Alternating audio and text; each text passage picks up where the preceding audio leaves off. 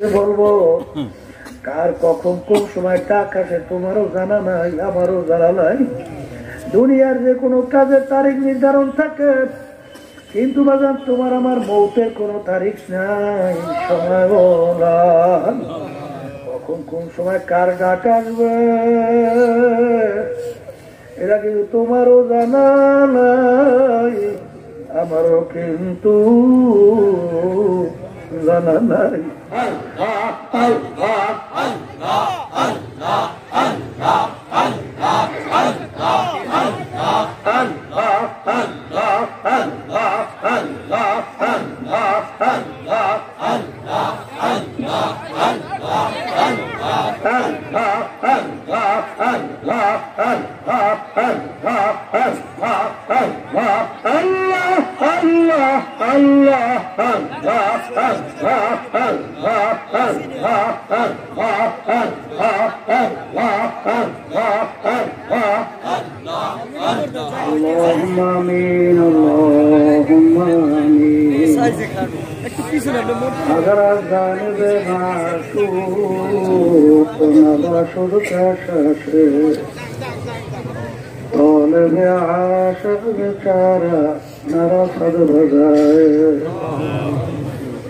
ও মাবুদ গো,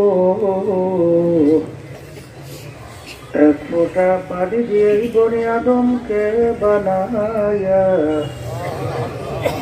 এই দুনিয়াতে কয়েকদিন ঘুরাইয়া ফিরাইয়া আবার অন্ধকার কবরে নিয়ে যাইবেন। এই দুনিয়াটার কাহাকেও থাকতে দিবেন না।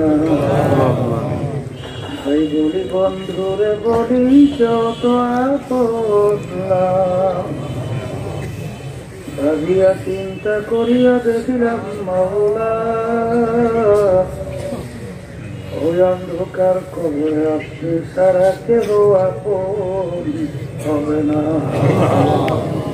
ربنا آتنا في الدنيا حسنة وفي الآخرة حسنة وقنا عذاب النار رب ارحمهما كما ربياني صغيرا سبحان ربك رب العزة عما يصفون وسلام على المرسلين والحمد لله رب العالمين. السلام عليكم.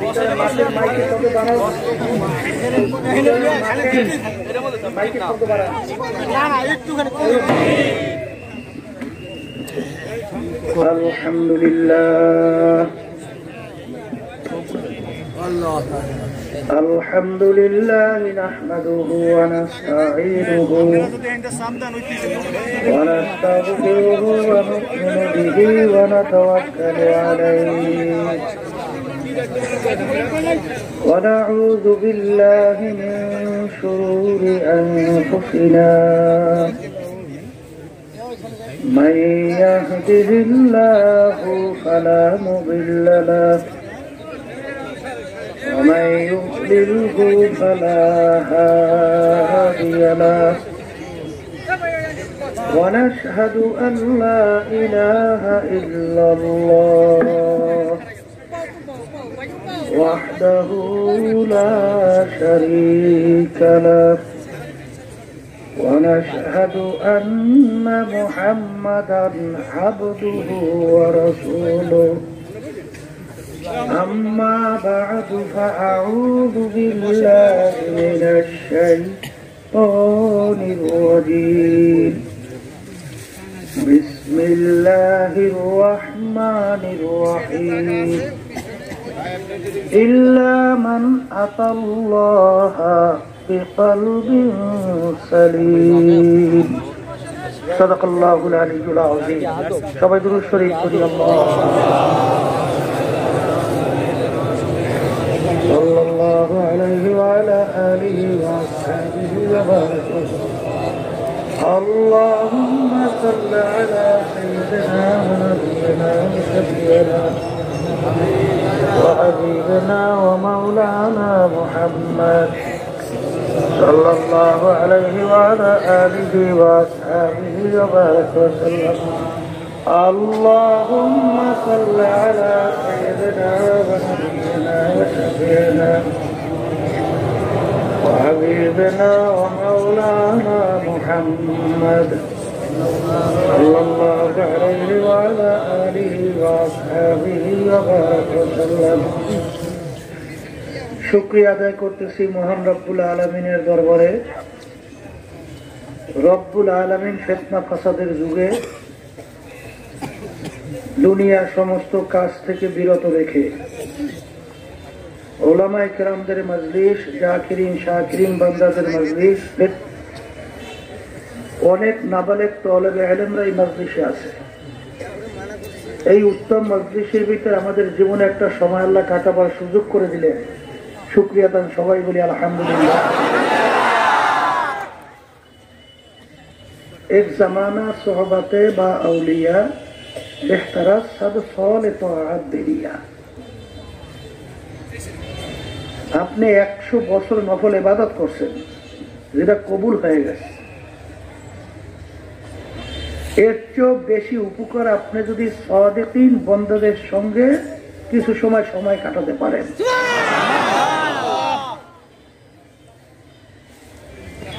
অনেক লোকের কানে মাহফিলে দাওয়াত পৌঁছার পরে অনেকের সুযোগ থাকা সত্ত্বেও মাহফিলে আসে নাই। আবার তালাশ করলে দেখবেন বহুত দূর থেকে কষ্ট স্বীকার করে আমার অনেক ভাইরা মাহফিলে পাগলের মতো সুইটে চলে আসছে। আব্বাজান দাদাজান চরমনের জমিনে শুয়ে আছেন। দাদাজান আব্বাজান বলতেন, তিনি মাহফিলে প্রথম থেকে শেষ পর্যন্ত থাইকে বাড়ি বিদায় হয়ে চলে গেলে আমল নামার মধ্যে কম পক্ষে 50 লক্ষ নেকি এরকম জমা হতেই পারে না। একটা নেকির কত মূল্য! আল্লাহ রাসূল সাল্লাল্লাহু আলাইহি ওয়াসাল্লাম উহুদ পাহাড়, যারা হজ করতে গেছেন মদিনা শরীফ দেখছেন, মাইলকে মাইল লম্বা, বিরাট উঁচা। আল্লাহ রাসূল সাল্লাল্লাহু আলাইহি ওয়াসাল্লাম বলছেন, পুরা পাহাড়টা যদি স্বর্ণের হয়ে যায়, এর যত মূল্য হবে তুলনা ছাড়া একটা নেকির মূল্য অনেক বেশি।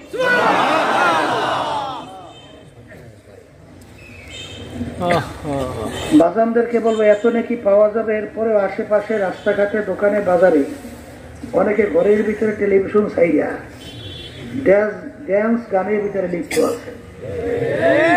কেউ হারাম কাজে, মদের আড্ডায়, জুয়ার আড্ডায়, বিভিন্ন কাজে হারাম কাজের ভিতরে লিপ্ত। সুযোগ থাকার পরে না আসার কারণ কি? আব্বাজান রহমাতুল্লাহি আলাইহি বলতেন, বুঝের অভাব। কিসের অভাব? বুঝ এমন এক জিনিস, ওমর ফারুক রাদিয়াল্লাহু তাআলা আনহু প্রথম বয়সে কাফেরদের অন্তর্ভুক্ত ছিল। কাফেরদের ভিতরে একটা বৈঠক হইতেছিল, আল্লাহ রাসূল সাল্লাল্লাহু আলাইহি ওয়াসাল্লামের মাথা মোবারক কে কাইটে নিয়ে আসতে পারে, নাউযুবিল্লাহ। বিনিময়ে তাকে 100 লাল উট পুরস্কার দেওয়া হবে। কেউ সাহস পায় না। ওমর ফারুক রাদিয়াল্লাহু তাআলা আনহু খাপ থেকে তরবারি বের করে দাঁড়ায় গেছিল, আমি পারবো, নাউযুবিল্লাহ। পথের মধ্যে কি ঘটনা হয়েছে আমরা অনেকেই জানি। অল্প সময়ের ব্যবধানে আল্লাহ তাকে এমন বুঝ দান করলেন যে আল্লাহর হাবিব সহ সাহাবায়ে কেরামদেরকে নিয়ে প্রকাশ্যে দ্বীনের দাওয়াত রাজপথে নারায়ে তাকবীর আল্লাহু আকবার দিয়া নাইমে গেছে। ওমর রাদিয়াল্লাহু তাআলা বলছিলেন, কাফেররা, আমি ওমর মুসলমান হয়ে গেছি। স্ত্রী কেউ যদি বিবাহ করতে চাও তাহলে আমি ওমরের সামনে চলে আসি।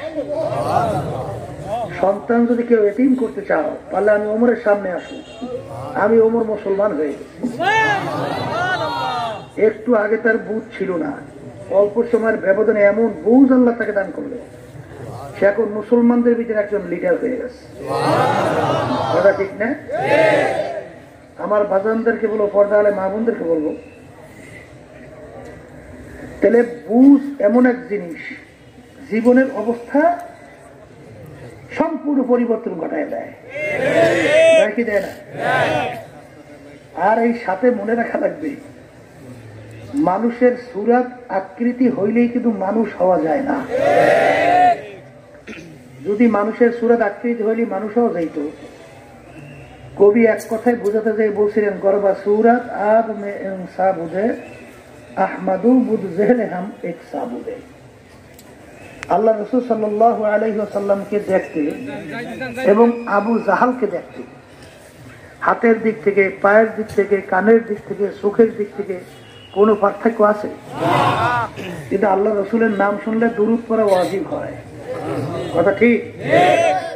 আর আবু জাহাল ওর নাম শুনলে লাআনাতুল্লাহি আলাইহি, আল্লাহর গজব ওর উপরে পড়ছে, আরো বেশি বেশি পরিমাণে পড়ুক, কথা ঠিক না? তাহলে এই কথা দ্বারা কি বুঝলেন? মানুষের সুরাত আকৃতি হইলে মানুষ হওয়া। এখন বলতে পারেন হুজুর তাহলে মানুষ কাকে বলে? বাজান, আল্লাহ রাসূল সাল্লাল্লাহু আলাইহি ওয়াসাল্লাম হাদিসের ভিতরে বলছেন, আলা ইন্না ফিল জাসাদি মুদগাহ ইযা সালুহা সালুহাল জাসাদু কুল্লু ওয়া ইযা ফাসাদাত ফাসাদাল জাসাদু কুল্লুহু আলা ওয়াহিয়াল কালব।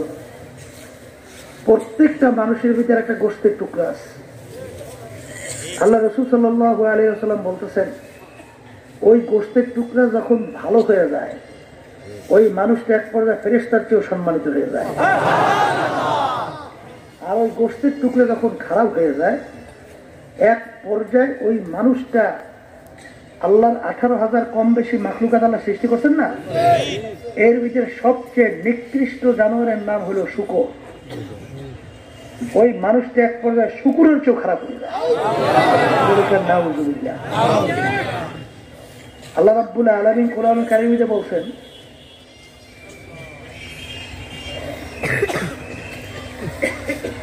উলাইকা কাল আনআম, এক শ্রেণী মানুষ দুনিয়াতে আছে যেগুলো চতুষ্পায় জানোয়ারের মতো। কথার কথা কুকুর ডাক দিয়ে বলে রব্বুল আলামিন, আপনি ওদেরকে আমার সঙ্গে তুলনা করলে আমাদের তো লজ্জা হয়। বলে তা কেমন? তোদের লজ্জা হয়? বলে রব্বুল আলামিন, আমাদের খুব 4-5টা বাচ্চাও দেন, কুকুরের 4-5টা বাচ্চাও তো হয়। যতক্ষণ পর্যন্ত এই বাচ্চাগুলা নিজেরা চইলা ফিরা খাওয়ার মতো উপযুক্ত না হয়, ততক্ষণ পর্যন্ত মা কুকুর বাচ্চাগুলো ফালাই অন্যত্র কোথাও যায়, বরঞ্চ জানের ঝুঁকি নিয়ে বাচ্চাগুলোকে লালন পালন করে না, কথা ঠিক? কিন্তু বর্তমানে এক শ্রেণী বের হয়েছে, 2-2.5 বছরের বাচ্চাটাকে ফালাইয়া পরকীয়া প্রেমের ভিতরে হইয়া কুত্তার চেয়েও খারাপ আচরণ করে চলে যায়, কথা ঠিক কিনা?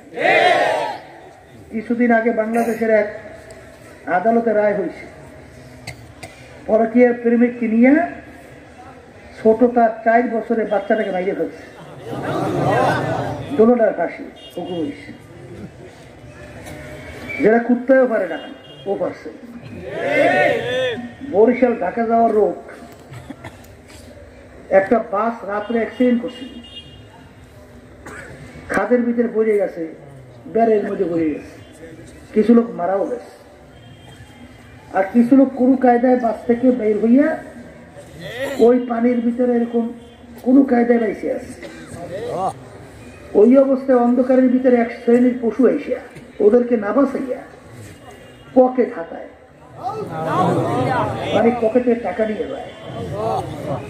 তখন আফসোস করে আর বলে, ভাই দেখলেন যে কত লোক বাস অ্যাক্সিডেন্টে মারা গেল, ভাই আল্লাহ আমাকে কোনো কাজে বাঁচাই রাখছে, আর আপনি আমাকে না বাঁচাইয়া আমাকে আমার পকেট থেকে টাকা নিয়ে যান। এক কুত্তে পারে কথা না? তাহলে বুঝা গেল কুত্তে পারে না ও পারছে। তাহলে এক শ্রেণী মানুষ কুত্তার চেয়েও খারাপ। বর্তমানে বাংলাদেশের ভিতরে রিক্সাওয়ালা আমার বাজাররা রোদ্রের ভিতরে রাস্তায় রিক্সা চালায়, গরমে মাথার ঘাম টক টক করে পড়তে থাকে। এই ভ্যাট ট্যাক্সের টাকা সরকারি ফান্ডে জমা হয় না? কৃষক ভাইরা কৃষিতে কাজ করে ক্ষেতের মধ্যে, রোদ্রের চামড়া পুড়ে কালো হয় না? সমুদ্রের ভিতরে জেলে ভাইরা মাছ ধরে, এতজন জেলে নিখোঁজ, বিভার প্রতি অনেক সময় আসে না? এই ভ্যাট ট্যাক্সের টাকা সরকারি ফান্ডে জমা হয় না? এই সরকারি ফান্ডে গরিব মেহনতি কষ্ট ক্লেশ করা মানুষের টাকা এই ওরা ক্ষমতা পাইয়া লুটপাট করিয়া বিদেশে এই সম্পদের পাহাড় গড়ায়। এটা মানুষ না কুত্তার চেয়েও খারাপ? কথা ঠিক কিনা? তাহলে বোঝা গেল মানুষের আকৃতি হইলে মানুষ হওয়া, যার কলম ভালো বলেন বলেন সে ভালো মানুষ, আর যার কলম খারাপ বলেন সে খারাপ মানুষ। কথা ঠিক?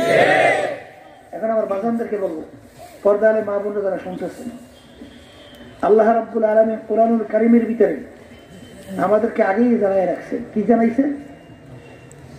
ইল্লা মান আতাল্লাহা বিকলবিন সালিম, সুস্থ কলব ছাড়া, পরিষ্কার কলব ছাড়া আমার বেহেশতে জায়গা হবে না। কে বলছেন? আল্লাহ। বলেন তাহলে বোঝা লাগবে সুস্থ কলব ছাড়া কেউ যদি মাওলার দরবারে হাজিরা দেয় আল্লাহর বেহেশতে ঢোকা যাবে না। কথা কয় না? কথা ঠিক? এখন বাজানদেরকে হলো বাজান ভালো করে বলবে, আজকে শরীরের ভিতরে রোগ হইয়া তোমার জিহ্বা নষ্ট হয়ে গেছে। ভালো খাদ্য তিতে লাগে না মজা লাগে? কর্ম ফলো পাক করে নিয়ে আসছে সব টিকা। এখন যদি ভাই কি খাদ্য নিয়ে আসেন টিকে লাগে, করে ভাই আমার খাদ্য তো ভালো, তাহলে তোমার জিহ্বা নষ্ট হয়েছে।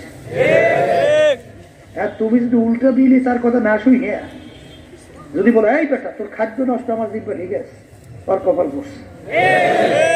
কথা কন? তাহলে বসছে কি জিহ্বা নষ্ট হয়েছে, আমার এখন বসে থাকা যাবে না, ডাক্তারের কাছে দৌড়ানো লাগবে, ঠিক না? ক্যান্সার আপনি বাউফল মেডিকেলে, সেখান থেকে ডাক্তাররা বলে এখানে তোমার চিকিৎসা হবে না, বরিশাল যাও।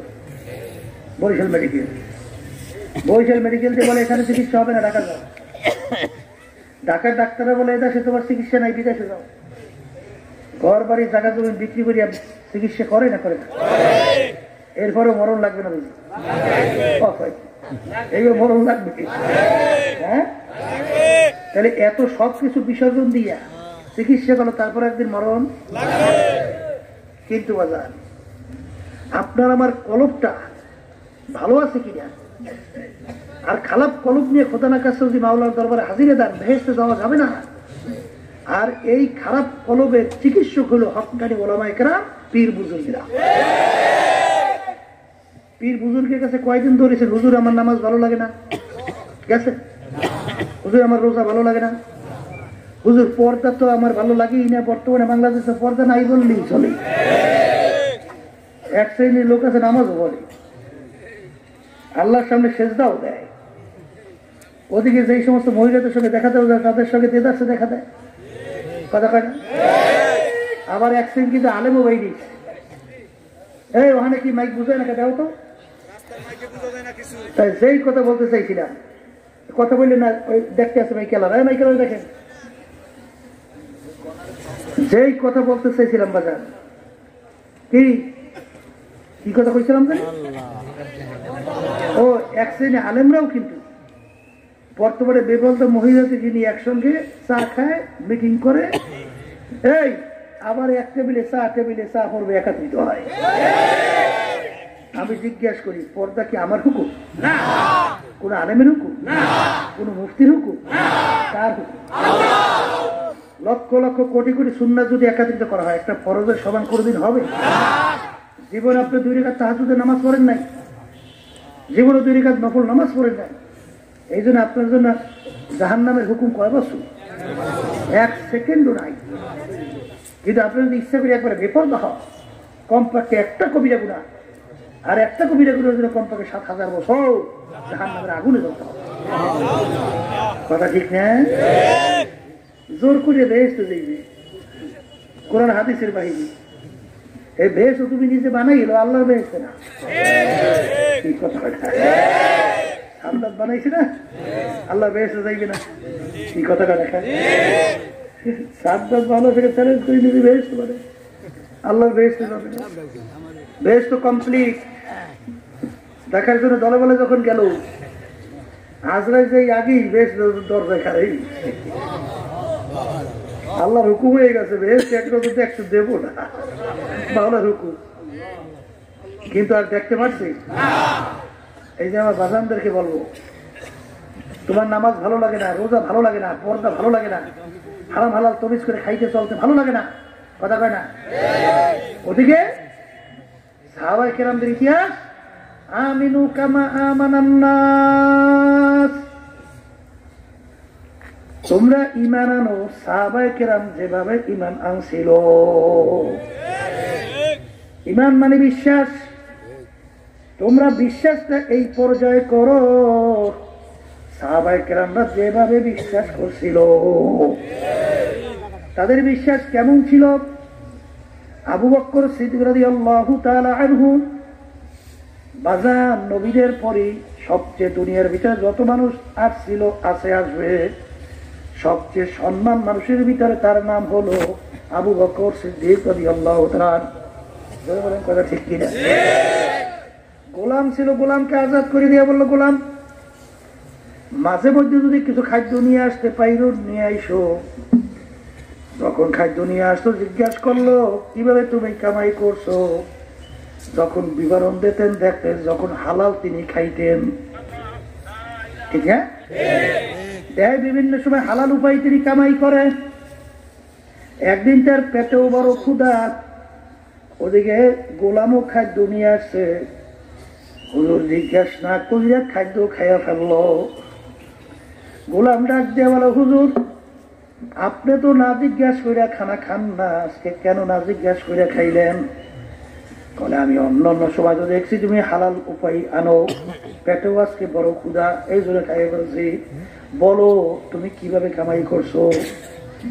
তখন গোলাম বলো, হুজুর আমি যখন কাফের ছিলাম জাদুবিদ্যার মাধ্যমে একটা লোককে তদবির করছিলাম, ওই লোকটা ভালো হয়ে গেছে, এখন আমার সঙ্গে দেখা, ওই বিনিময়ে আমাকে খাদ্য দিছে।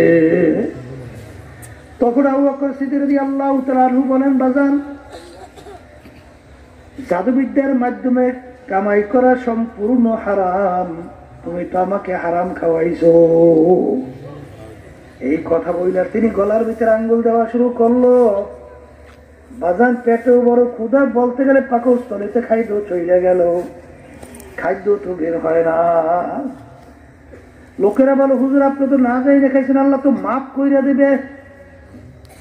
তখন তিনি বলেন, আমার সাথীরা, আল্লাহর রাসূল সাল্লাল্লাহু আলাইহি ওয়াসাল্লাম বলেন, যে হারাম মালের দ্বারা রক্ত এবং গোশত তৈরি হবে তার জায়গা জাহান্নাম ছাড়া হবে না। আমি আবু বকর যদি মারাও যাই, তারপরে এই খাদ্য আমার পেটের ভিতরে হজম হওয়ার আগে আমি দুনিয়া থেকে বিদায় নেব, তারপর ওই খাদ্য আমার পেটের মধ্যে আমি হজম হইতে দেব না। তখন লোকেরা বলে, হুজুর আপনি পেট ভরিয়া পানি খান, পানি খাওয়ার পরে গলায় যখন আঙ্গুল দেবেন বমি হবে, বমির সঙ্গে খাদ্য বের হয়ে আসবে। যখন পেট ভরিয়া পানি খেয়ে গলায় আঙ্গুল দিল, বমি হয়ে গেল, খাদ্য বের হয়ে আসলো, তিনি বলেন আলহামদুলিল্লাহ, আল্লাহ হারাম খাদ্য আমার ভিতর থেকে বের করে দিয়েছেন। ওদিকে এক শ্রেণী বর্তমানে বের হয়েছে আমার মাওলার সঙ্গে তামাশা করে, ঘুষ জন্মের খাওয়া খায়, সুদ জনমের খাওয়া খায়, ব্যবসায়ীদের ধোঁকাবাজি করে সম্পদ মোটেও গুছাইতে চিন্তা করে না, আবার সরকারি দলের সঙ্গে জড়াইয়া ক্ষমতা পাইয়া সরকারি মাল লুটপাট কইরা সম্পদের পর সম্পদ গুছায়, ধোঁকাবাজি, সাদাবাজি, টেন্ডারবাজি আছে। আবার ওদিকে যাইয়া মসজিদের ভিতরে সেজদায় পড়ে আমার মাওলাকে খুশি করে, আবার চিন্তা করে যে সমস্ত হাদিসের ভিতরে আছে আল্লাহ রাসূল সাল্লাল্লাহু আলাইহি ওয়াসাল্লাম বলেন হজ করিয়া আসলে মাসুম বাচ্চার মতো হয়ে যায়। মাসুম বাচ্চা বোঝেন, মায়ের কোলে দুধ পানকারী বাচ্চা, কোনো পাপ আছে? এইরকম নিষ্পাপ হয়ে আসা যায়। তারও চিন্তা করছে সব আকাম টাকাম করিয়া এইবার বুড়ে বসে যে একবার হজ করিয়া আইলি তো শেষ। আছে না নাই? তো বাজার আব্বাজার রহমতুল্লাহ বলছে, এই জামার এফা তোর মারে ছোট শয়তান মাইজে বড়টা, ঠিক না? ছোট শয়তান, মাইরা শয়তান, বড় শয়তান, ঠিক কিনা? বর্তমানে দেখা যায় এক শ্রেণী হজ করতে যায়, আগে যে শয়তানি বদমাইশি করছে এখন তো আরো বাড়াই গেছে।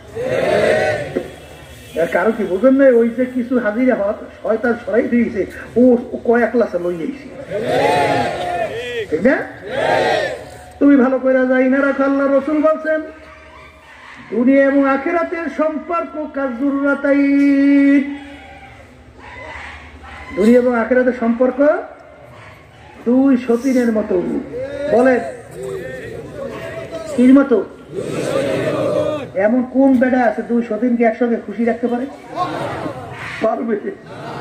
একজনের খুশি হলে আরেকজন বেজা হবেই হবে।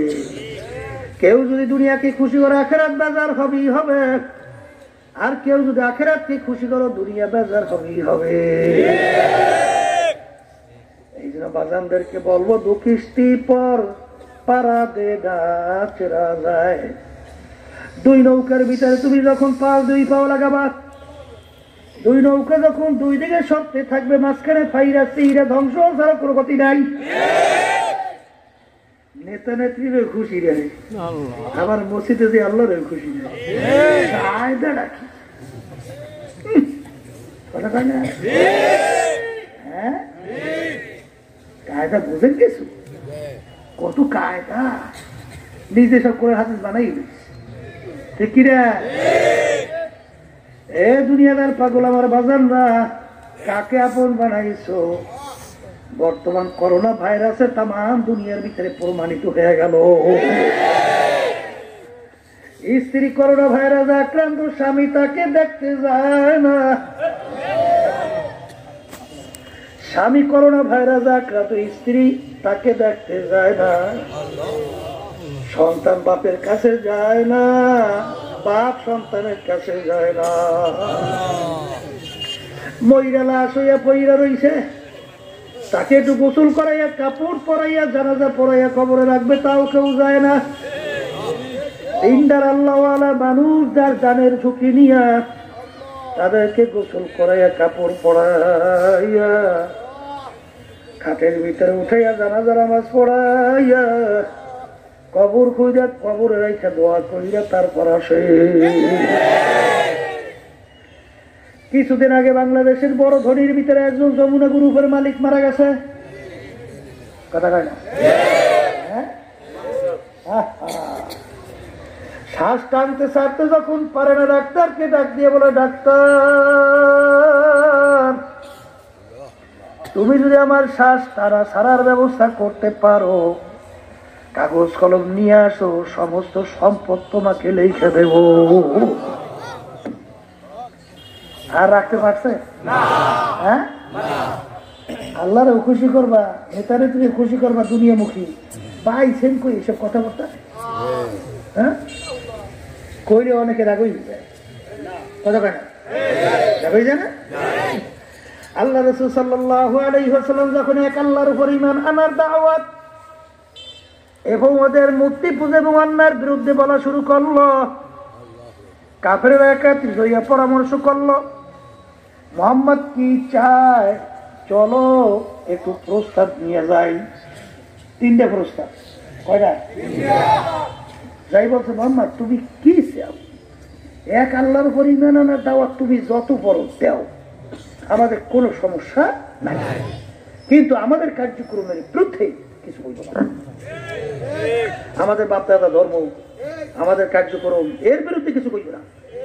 যদি এরকম করতে পারো, এক আল্লাহর উপর ঈমান দাওয়াত দেওয়া কোনো সমস্যা নাই, আমাদের বিরুদ্ধে যদি না বলো, এতটুকু যদি করতে পারো, তাহলে আমরা সিদ্ধান্ত নিয়ে আসছি যে আমরা আরবের তোমাকে রাজা বানাই দেব। আরবের কি বানাইবে? আর বর্তমানে মেম্বার, চেয়ারম্যান, এমপি, মেম্বার হওয়ার জন্য ঈমান কয়বার যে বেঁচে আর কিনে মাওলাই ভালো জানে, ঠিক? তাকে প্রস্তাব দিয়েছে আরবের রাজা এক। 2 নম্বর প্রস্তাব, আরবের সবচেয়ে বড় ধনী তোমাকে বানাই দেওয়া হবে। 3 নম্বর প্রস্তাব, আরবের সবচেয়ে সুন্দরী মেয়েটা তোমাকে, তোমার জন্য বিবাহের ব্যবস্থা করা হবে। খালি শর্ত কি বলেন? এক আল্লাহর উপরে ঈমান আনার দাওয়াত দাও, বলেন এক আল্লাহর উপরে ঈমান আনার দাওয়াত দাও, কিন্তু আমাদের কার্যক্রমের বিরুদ্ধে কিছু কথা বলে। আমরু বিল মারুফ নাহি আনিল মুনকার, সৎ কাজের আদেশ অসৎ কাজের নিষেধ। একদল কিন্তু বর্তমানে বেড়ে শুধু সৎ কাজের মধ্যে আছে, অসৎ কাজের ধারে কাছে দাঁড়ালে কেন খাওয়া লাগতে পারে। আল্লাহ রাসূল এই কথাই বলছিল যে এক আল্লাহর উপরে ঈমান আনার দাওয়াত দাও, কোনো সমস্যা নেই, কিন্তু আমাদের কার্যক্রমের বিরুদ্ধে কিছু বলবো না।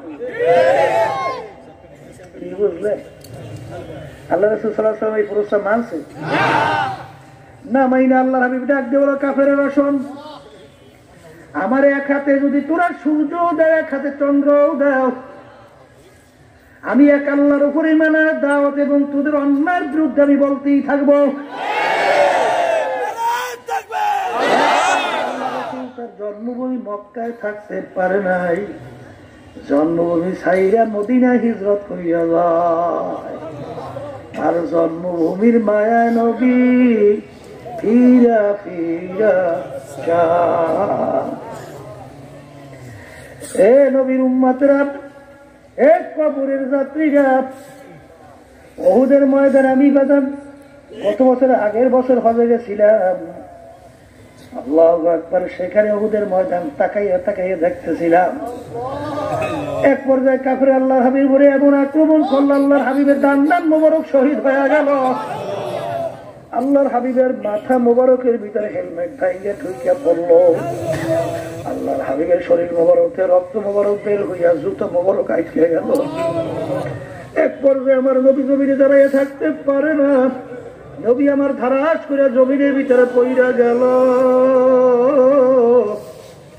কাফেরেরা ঘোষণা করলো কুতিলা মুহাম্মদ, আল্লাহর নবী দুনিয়ার মধ্যে নাই। মুসলমান পাগলের মতো ছুটাছুটি শুরু করলো, ওদিকে মুসলমানরা আল্লাহর রসুলকে নিয়ে যাই পাহাড়ের গর্তের ভিতরে নিয়ে রাখছিল, সেই গর্তটা কাছে যাইয়া দাঁড়াইয়া দাঁড়াইয়া দেখে আসছে। এ দুনিয়াদার পাগল আমার বাবারা, দু কিস্তি পর পারা দে না চেরা যায়, বাজার দুই নৌকার ভিতরে যদি দুই পা লাগাও, যখন দুই পাশ থেকে নৌকা সরতে থাকবে, বাজার মাঝখানে ফাইরা চেইরা ধ্বংস ছাড়া কোনো দিন কোনো গতি হবে না। কথা ঠিক কিনা? এই দিন আমার বাজানদেরকে বলবো, পর্দা আলে মা বোনদেরকে বলবো, বাজান তোমার নামাজ ভালো লাগে না, রোজা ভালো লাগে না, আল্লাহর জিকির ভালো লাগে না, হারাম থেকে বাঁচতে ভালো লাগে না, তোমার বসতে হবে আমার কলমের ভিতরে রোগ হয়ে গেছে। কথা পাই না? হাদিসের ভিতরে আল্লাহ রাসূল বলছেন, বান্দা বান্দি যখন একটা গুনাহ করে একটা কলমের ভিতরে কালো দাগ পইরা যায়, যখন তওবা যদি না করে কালো দাগটা থাইকে যায়, আবার একটা গুনাহ করে আর একটা কালো দাগ পড়ে, আবার একটা গুনাহ করে আর একটা কালো দাগ পড়ে, এরকম পড়তে পড়তে এক পর্যায়ে ওই কলবটার সুস্থ কলব থাকে না, বেরান্না কলবে পরিণত হইয়া যায়। ওই বেরান্না জিব্বা যেরকম ভালো খাদ্য ভালো লাগে না, ওই বেরান্না কলবের ভিতরেও নামাজ রোজা আল্লাহর হুকুম নবীর তরিকা অনুযায়ী চলতে ভালো লাগে না। কথা ঠিক? এ আল্লাহর বান্দারা, কবরের যাত্রীরা, বাজান এক শ্রেণী আমার বাজানরা আছে, যখন মসজিদে মুয়াজ্জিন আযান দেয়, শীতের ভিতরে ল্যাপ কম্বল মুড়া দিয়া ঘুমায়, কম্বল ল্যাপ ফালাইয়া পাগলের মতো উঠা শীত ঠান্ডা পানিতে ওযু করে মসজিদে দৌড়ায়। আর এক শ্রেণী মানুষ, ওরা তো উঠেই না, বরং ল্যাপ আরো কায়দা মতো পেয়ে ঘুমায়। কথা কয় না? এক শ্রেণী মানুষ দেখবেন আজান হওয়ার সঙ্গে সঙ্গে অস্থির হয়ে যায় কোন সময় মসজিদে দাঁড় হবে, আর এক শ্রেণী মানুষ দেখবেন আজান হইলে কিভাবে ওখান থেকে ভাগবে। নাই? আল্লাহর বান্দারা নাই? আছে আছে। হাদিসের ভিতরে আসছে, আল্লাহ রাসূল সাল্লাল্লাহু আলাইহি ওয়াসাল্লাম বলছেন, কিয়ামতের ময়দানে যেদিন আল্লাহর স্পেশাল আরশের ছায়া ছাড়া অন্য কোনো ছায়া থাকবে না, সাত প্রকার লোককে আল্লাহ ডাইকে ডাইকে তার স্পেশাল আরো সে নিচে ছায়া দান করবে। আমাদের জন্য কবুল করে না। কয় প্রকার লোককে মুখ খুলে বলে এদিন অন্য কোন ছায়া। এর ভিতরে এক প্রকার ওই আল্লাহর বান্দারা মুআল্লাকুন ফিল মাসাজিদ, যাদের অন্তরটা মসজিদের সাথে লাগানো থাকবে। কখন মসজিদে আযান হবে আমি ওযু কইরা পাকসাম হইয়া ওযু কইরা নামাজে যাইয়া দাঁড় হব। এক কথায় মসজিদের সাথে অন্তরটা লাগানো থাকবে। এই শ্রেণীর লোককে আল্লাহ ডাইকে তার স্পেশাল আরো সে ছায়া দান করবে। কি আল্লাহর বান্দারা আল্লাহর আরশের ছায়া চান না? হ্যাঁ, আল্লাহ আপনি আমাদের জন্য কবুল করে। ওই জাকিরিন যারা নির্জনে গোপনে মাওলার জিকির করতে করতে করতে করতে ফাফাজাত আইনাহু, তাদের দুই চোখের থেকে পানি ছাইরা নিজের গুনার কথা মনে করে মাওলার দরবারে মাপ চাবে। ওই জাকিরিনকে আল্লাহ ডাইকে তার স্পেশাল আরশের নিচে ছায়া দান করবে। আল্লাহ আপনি আমাদের জন্য কবুল করে নিয়ে।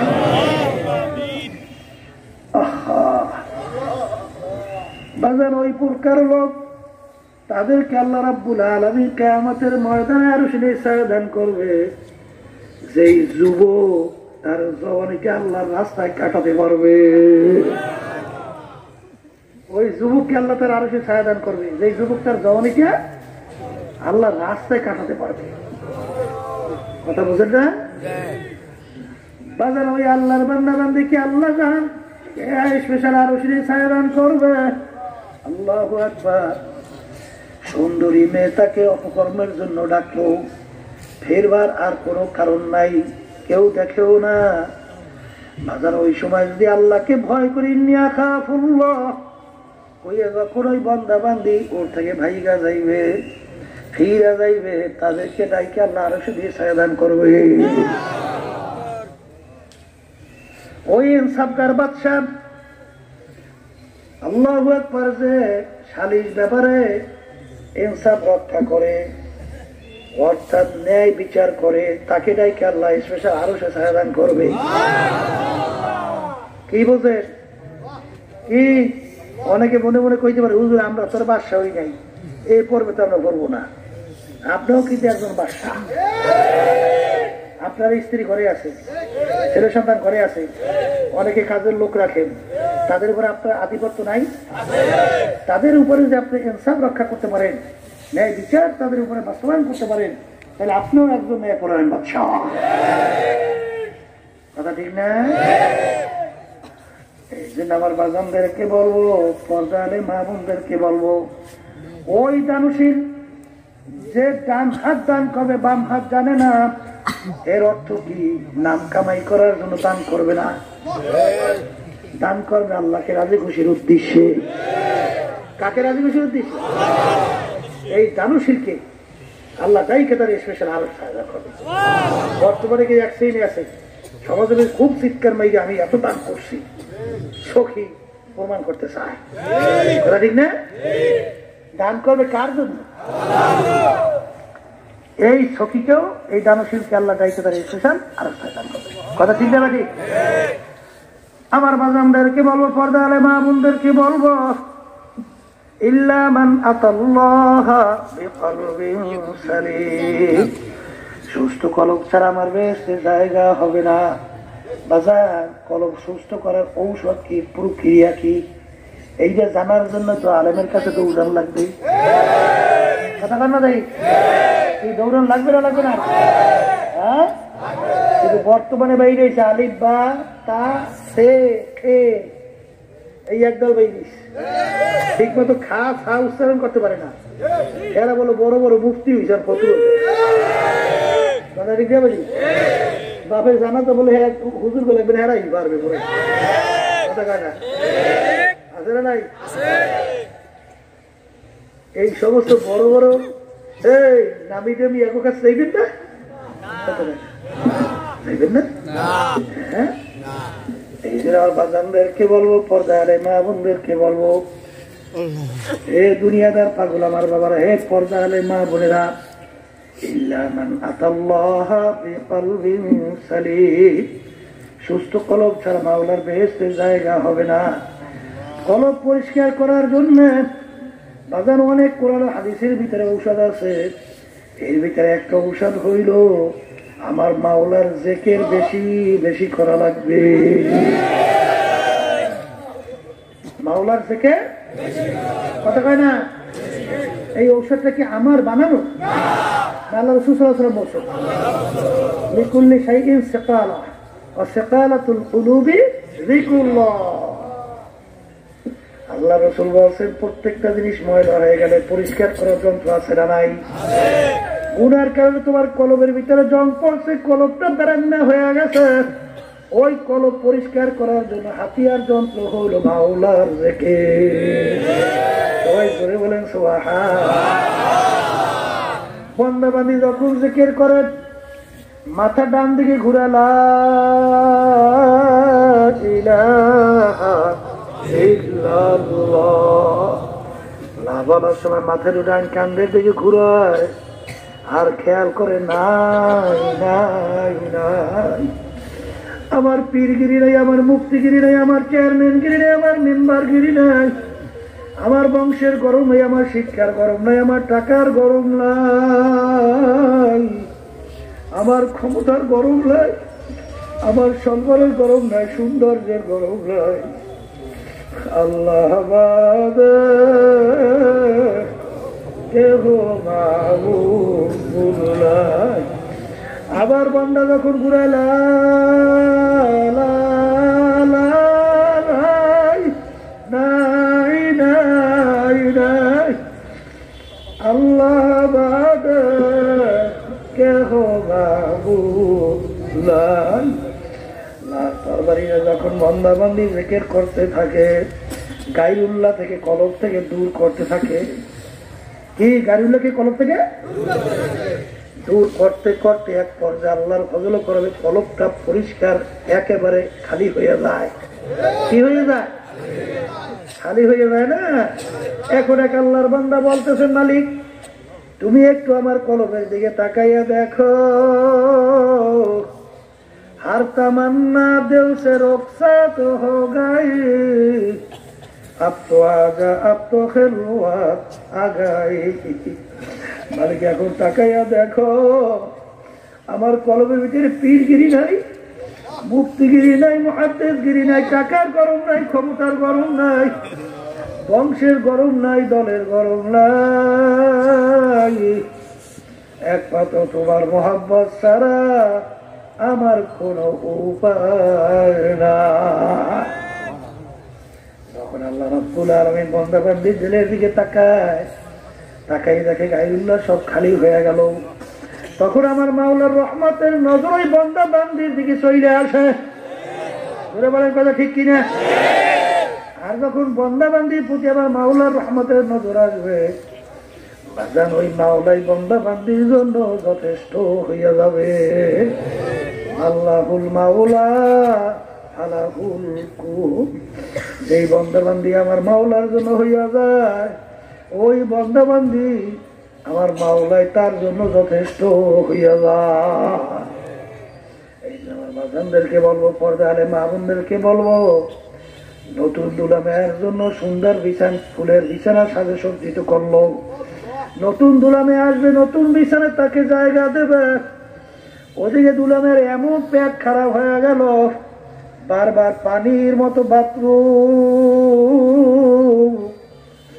এখন আফসোস করবে, বলে আফসোস, নতুন দুলামেয়ার জন্য কত সুন্দর সাথে সজ্জিত বিছানা তৈরি করলাম, নতুন দুলামেয়া আসবে আর নতুন বিছানায় তাকে জায়গা দিয়ে দেব। দুলামেয়ার এমন রোগ হয়ে গেল, এই অবস্থায় দুলামেয়াকে নতুন বিছানায় জায়গা দেওয়া যাবে না। এই তোমরা নিয়ে যাও দুলামেয়াকে হসপিটালে চিকিৎসায় নিয়ে যাও। আরে এই অবস্থায় দুলামেয়াকে নতুন বিছানার ভিতরে জায়গা দেওয়া যাবে না। আল্লাহ রাব্বুল আলামিন তোমাকে আমাকে বানাইয়া বড় আউশের বান্দা সব করে বানাইছে। ওয়ালাকাদ কাররামনা বানি আদম, আমার মালিক তোমাকে আমাকে সমস্ত মাখলুকাতের ভিতরে সম্মানিত শ্রেষ্ঠ করিয়া বানাইছে। আর আমার মাওলা তোমার আমার জন্য এমন বেহেশত তৈরি করছে, এমন বালাখানা এমন মেহমানখানা তৈরি করলো যা কোনোদিন মানুষ দেখেও নাই, কানেও শোনে নাই, কোনোদিন কল্পনায়ও আসে নাই।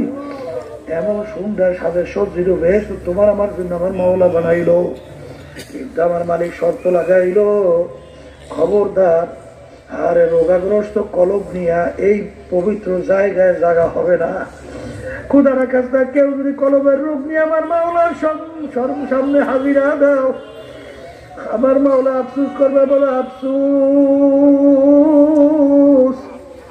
ওদের জন্য এত সুন্দর আমি বালাখানা তৈরি করলাম, তোরা আসবি, তোদেরকে বালাখানার জায়গা দিয়ে দেব। কিন্তু অপবিত্র কলম নিয়ে আসতে নিষেধ করছিলাম, এখন অপবিত্র কলম নিয়ে আসছ, অপবিত্র কলমের জায়গা পবিত্র জায়গায় হবে না। ও ফেরেশতারা নিয়ে যাও, নিয়ে যাও, ওদের জন্য আমি চিকিৎসার জন্য জায়গা বানাই রাখলাম। আপনি আমাদের সবাইকে মাফ কইরা দিয়ে আল্লাহ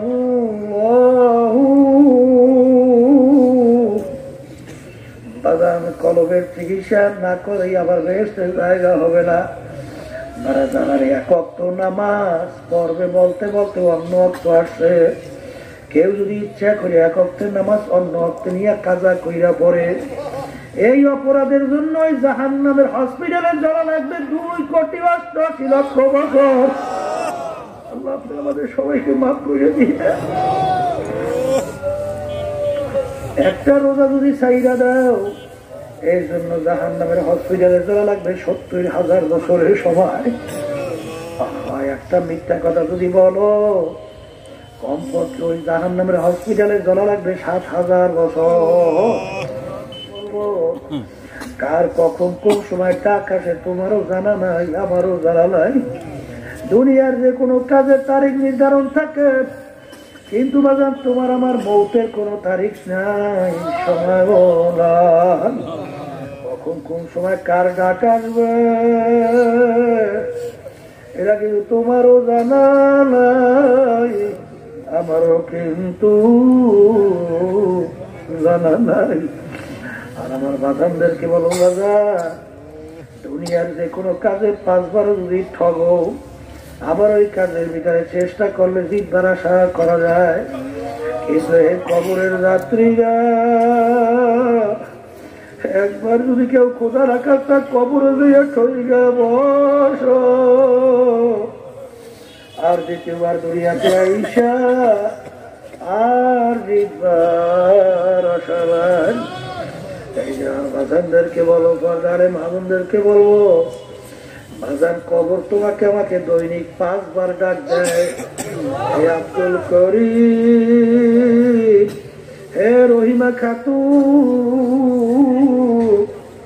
আনা বাইতুল ওয়াহদা, আনা বাইতুল জুলমা, আনা বাইতুল জুল, আমি একাকির ঘর,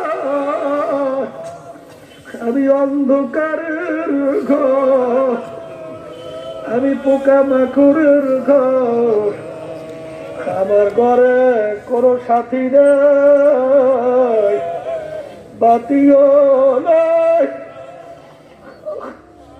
আমার ঘরে কোনো বালিশও নাই, বিছানাও নাই, আর আমি সাপের চুর ঘর, আমি পোকা মাকড়ের ঘর। বাজানদেরকে বলবো, পর্দারে মামুনদেরকে বলবো, আজকে দুনিয়ার স্বাধীনতা পাইয়া পরীক্ষার হলের মধ্যে বাজান আজকে মাওলার হুকুম মানি না, রসুলের হুকুম অনুযায়ী চলি না। এই স্বাধীনতা জিন্দিগির ভিতরে আমার মাওলা কিছু বলবেন না রে বাজান। পরীক্ষার হলের ভিতরে ছাত্রছাত্রী পরীক্ষা দেয় 3 ঘন্টার জন্য, বাজান স্বাধীনতা থাকে, কেউ তাকে বলার কোনো আইন নাই।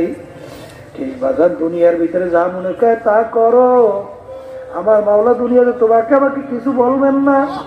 কারণ লাগি ঘোষণা করছেন আমহিল হুম রুয়াইদা, আমি তোদেরকে স্বাধীনতা দান করলাম। কেন স্বাধীনতা দান করলাম? লিয়াবলুয়াকুম আইয়ুকুম আহসানু আমালা, তোদেরকে পরীক্ষা করার জন্য কে ভালো কাজ করলি কে খারাপ কাজ করলি, এই পরীক্ষার জন্য আমি তোদেরকে স্বাধীনতা দান করলাম। এই জন্য আমার বাজানদেরকে বলবো, পর্দারে মা বোনদেরকে বলবো, স্বাধীনতার জিন্দিগি পার হইয়া যখন কবরে যাইয়া শুইয়া বসবা, এখন ডান দিকে তাকাইয়া দেখে মাটি, বামে দেখে মাটি, নিচে মাটির বিছানা, উপরেতে চাপা মাটি, আইগা যাইতে পারবা না। এখন না পারমান দিন হাদাইয়া আর কাউকে না পাই আল্লাহকে ডাকবে, করো সে আল্লাহ আল্লাহ আল্লাহ আল্লাহ। আবার ওরা ডাক জোরে না ফরমান, দুনিয়ার ভিতরে স্বাধীনতা পাইয়া যেরকম তুই আমাকে ভুইলা গেছিলি, এইভাবে কবরে আমি তোকে ভুইলা গেলাম। শত শত বছর আমাকে ডাকবি, একবার ডাকে সারা দিব না। এ কবরের মাটি দুই পাশ থেকে এমন ভাবে চাপা,